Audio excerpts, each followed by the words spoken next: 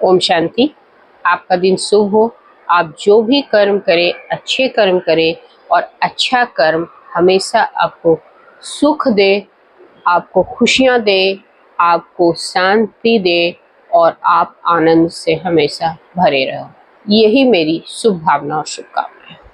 देखिए, जीवन में आप जितने भी काम कर लो, अगर आपको सुख और शांति नहीं मिलेगी तो आप बेचैन रहो, आप हर चीज की तलाश करते रहोगे। ठीक है, इसलिए सुख शांति के लिए अच्छा कर्म बहुत जरूरी है और यही अच्छा कर्म आपका साथी भी चयन करता है। आप जितने लोगों से मिलते हो ना, जितने लोगों से मिलते हो वो सब आपके कर्मों के आधार पे ही आपसे मिलते हैं। अगर आपने किसी के साथ अच्छा कर्म कर रखा है पिछले जन्म में, इस जन्म में, तो उसका व्यवहार आपके लिए हमेशा अच्छा रहेगा। और अगर आपके विचार में भी, ध्यान दीजिएगा क्योंकि मैं विचार पे स्ट्रेस डाल रही हूँ, अगर आपके विचार में भी आप बुरा कर्म करते हो तो वो वाइब्रेशन भी ट्रेवल होती है और उस इंसान को पता चल जाता है। जैसे हमारे साथ कांटेक्ट करे कुछ लोग और मैं मन ही मन उसके लिए बुरा सोच रही हूँ, मतलब वो सोच रही हूँ कि ये अच्छा आदमी नहीं है, बहुत बुरा है और ये क्यों आ जाता है मेरे घर में, तो उस आदमी को ऑटोमेटिक ये बात पता चल जाएगी और उसका व्यवहार मेरे प्रति रूखा रूखा सा रहेगा। कहीं ना कहीं उस चीज को फील कर लेगा और वो मेरे घर में धीरे धीरे आना बंद कर देगा, बिना बोले, बिना कुछ किए।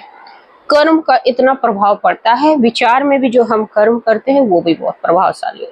और यही कर्म हमारा जो जीवन साथी है, हमारा जो प्रारब्ध साथी क्यों बोलते हैं, क्योंकि वो प्रारब्ध कर्म से डिसाइड होता है, इसलिए मैं उसको हमेशा प्रारब्ध साथी बोलती हूँ। क्योंकि जीवन साथी से अच्छा जो वर्ड मुझे लगता है वो प्रारब्ध साथी होता है, क्योंकि वो कहीं ना कहीं हमारे प्रारब्ध कर्मों से ही वो जीवन साथी डिसाइड होता है। और प्रारब्ध कर्म वही कर्म होते हैं जो अच्छा बुरा हम संचित करते रहते हैं, जो हम दिन भर करते रहते हैं। किसी के साथ जो व्यवहार करते हैं, अपने माता पिता, अपने भाई बहन, रिश्तों में या बाहर समाज में, जिस जैसा व्यवहार होता है हमारा किसी के साथ, वही लोग कर्म के अनुसार हमारे जीवन में आते रहते हैं।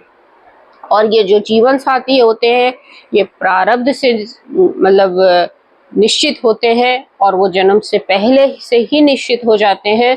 तो वो हमारे पिछले जन्मों से निश्चित होते हैं और अच्छे बुरे कर्मों के संचित कर्म से वो बनते हैं और उसको हमें भोगना पड़ता है। हम ये बदल नहीं सकते हैं कि ये मुझे पत्नी पसंद नहीं आ रही है तो मैं इसको चेंज कर दूं, ये पति पसंद नहीं आ रहा तो मैं चेंज कर दूं। इसको हम समझते हैं एक स्टोरी से। एक इंसान अपनी जो अपने जो साथी था, दोस्त थी, उसको बहुत मारता था, बहुत मारता था और उसके साथ बड़े बुरे व्यवहार आचरण करता था।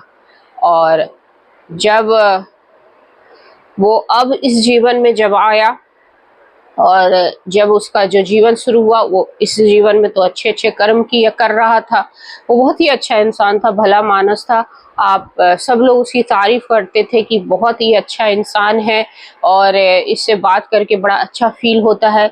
लेकिन उसकी शादी नहीं हो रही थी, ठीक है। और काफी मुश्किलों के बाद साथी मिली और जो मिली उसके जीवन में तो कोहराम समझ गया। उसकी अशांति हो गई, उसके जीवन में उसकी शांति भंग हो गई और वो कहीं ना कहीं उसको प्रताड़ित करती थी मेंटली। और वो कभी कभी खुश रहता ही नहीं था। जो आसपास के लोग देते थे कि भगवान ऐसी पत्नी क्यों मिलवा दी आपने, क्यों इस तरीके से उसको पड़ता। एक तो इसकी इतनी देर शादी हुई, इतनी जीवन में, और उसके बाद ऐसी पत्नी मिल गई। तो लेकिन अगर हम पिछले ये मैं किस आधार में बोल रही हूँ, ये एक ऐसी स्टोरी है जो PLR की स्टोरी है। जो लोग डॉक्टर्स के पास जाते हैं, कहते हैं कि भाई मेरा पास्ट लाइफ देखना है, मुझे पास्ट लाइफ के बारे में जानकारी हासिल करनी है कि मुझे ऐसी वाइफ क्यों मिली।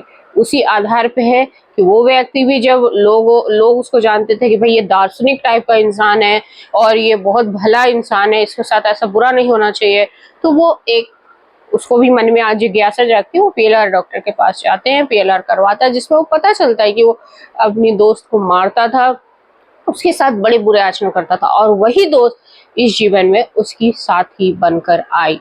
तो ये जो कर्म है हमेशा आपको वापस करना पड़ेगा। और आप ये मत सोचो कि आप किसी के साथ बुरा कर रहे हो तो वो वापस आपको नहीं मिलेगा। वो मिलेगा एक तय समय पे, एक निश्चित समय पे, नसीब के हिसाब से आपको वो चीज वापस रिटर्न में मिलेगी। इसलिए मैं हमेशा कहती हूँ कि आप अच्छे कर्म करो। जब आप अच्छे कर्म करोगे तो जो भी जीवन में आएगा सब अच्छे अच्छे लोग आएंगे आपके जीवन में। आप शरीर भी छोड़ोगे, नया जन्म भी लोगे तो आपको अच्छा परिवार मिलेगा, आपके अच्छे माता पिता मिलेंगे, रिश्ते अच्छे मिलेंगे, क्योंकि इस जन्म में आपने सबके साथ अच्छा व्यवहार किया।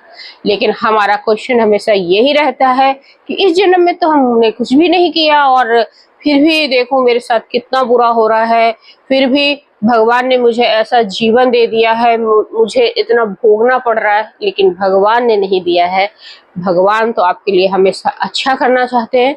ऐसी आत्माओं से भी आपको माफी मांगनी चाहिए, माफी प्रार्थना करनी चाहिए। जब वो सो रहे हो ब्रह्म मुहूर्त में, उस आत्माओं को याद करके उनको वाइब्रेशन देना चाहिए, उनको सकाश देना चाहिए कि वो जो भी मैंने जितने भी पाप कर्म किए आपके साथ, मुझे माफ कर दो और मेरा रिश्ता मधुर कर दो। और उस व्यक्ति ने भी यही किया और उसके धीरे धीरे उसके जीवन साथी का जो व्यवहार वो चेंज होता गया। तो आज का टॉपिक यही है कि भाई जीवन साथी जो मिलते हैं वो कर्म के आधार पर ही मिलते हैं।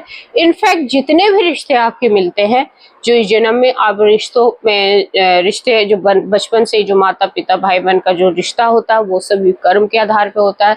जीवन में जितने लोग आ रहे होते हैं जा रहे होते हैं वो भी कर्म के आधार पे ही होता है। सब कार्मिक अकाउंट का लेना देना चल रहा होता है और उसी लेने देने में हम इतने व्यस्त हो जाते हैं कि हम अभी भी अपने अच्छे कर्मों पर ध्यान नहीं देते हैं और हम बुरा व्यवहार करते हैं कि वो मेरे साथ अच्छा व्यवहार नहीं कर रहा है इसलिए मैं भी यही करूंगा। लेकिन वो क्यों नहीं कर रहा है? क्योंकि आप कुछ करके आए हो। लेकिन अगर आपने अपने आप को कंट्रोल किया, अपने मन को स्थिति को मजबूत किया और आप इस जन्म में उसके बुरे करने के बावजूद आप अच्छा बने रहे, तो 100% मैं ये लिख कर देती हूँ कि उस इंसान का जो व्यवहार है वो धीरे धीरे चेंज होता जाता है। लेकिन क्या होता है कि कोई हमारे साथ बुरा करता है, हम डबल बुरा करने की सोचते हैं, तो हम उस समय अपने कर्मों पे अटेंशन नहीं देते हैं और फिर हमारा जो अकाउंट बैलेंस है वो बढ़ता जाता है और फिर अगले जन्म में फिर हमें दुख भोगना पड़ता है।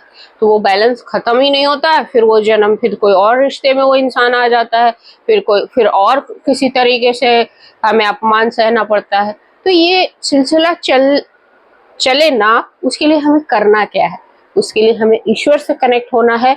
जब हम ईश्वर से कनेक्ट होते हैं और उसकी ध्यान साधना करते हैं तो हम अपने कर्मों पे अटेंशन देने लगते हैं और हमसे कुछ फिर बुरा कर्म नहीं होता है।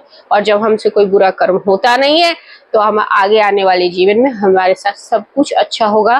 क्योंकि हमारे साथ अगर इस जन्म में कोई बुरा कर रहा भी है और हम पलट के उसको जवाब नहीं दे रहे हैं, क्योंकि हमें पता है कि वो हमारे कर्मों का हिसाब ले रहा है, ठीक है। अगर ये दिमाग में रहे तो कोई भी इंसान बुरा नहीं करेगा ना। तो इसी को आपको समझना है कि अब ये जो सिलसिला है वो स्टॉप कैसे हो। ये जो हम कर करा के आए हैं उसको हमें स्टॉप करना है ताकि आगे आने वाले जीवन में हमें ये सब ना मिले। तो उन जो आपके साथ बुरा कर रहे हैं, जो भी जीवन साथी आपको मिला है अपने कर्मों के आधार पे, पहले तो उस ईश्वर का शुक्रिया करिए क्योंकि वही जीवन आपको मिला है साथी, और आपको मौका मिला है कि आपने जो भी बुरे कर्म किए थे उस आत्मा से आप माफी मांग लो और आगे आने वाला जीवन आपका सुखमय बना रहे और आपका जो साथी है आपको पूरा प्यार दे और जो वो आप चाहते हो। क्योंकि पहले आपको अपने कर्मों के माफी मांगना जरूरी है और तभी वो धीरे धीरे धीरे अपना व्यवहार चेंज करेगा और फिर आपके प्रति उसको प्यार जगेगा। क्योंकि आपका इस जन्म में जो अच्छे कर्म है उसको जरूर अट्रैक्ट करेगा, क्योंकि ये लॉ है कि जैसा आप सोचोगे वैसा ही आपको मिलेगा। अगर कोई इंसान बुरा कर रहा है और हम अच्छा सोच रहे तो अच्छा मिलेगा 100%। होप सो आपको ये वीडियो पसंद आए, क्योंकि ये आपके जीवन की ही कहानी है। हम सब की जीवन इसी आधार पे चल रही है, हमारे कर्मों पे।